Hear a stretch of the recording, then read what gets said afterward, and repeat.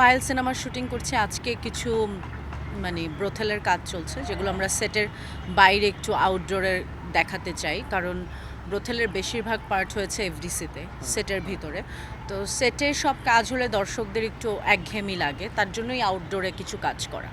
আচ্ছা, এটা কি লাস্ট লটের কাজ? না এখনও এটা লাস্ট লট না, মনে হয় আরেকটা ছোট লট হবে। আর যেটা ঝামেলা হচ্ছে যে আমাদের 2 দিন 3 দিন করে আসলে ডেট নিয়ে একটু প্রবলেম, আমার ডেট আবার রোশনের ডেট আমাদের একসাথে মিলানো, সো এটা নিয়ে একটু প্রবলেম হয়ে যাচ্ছে।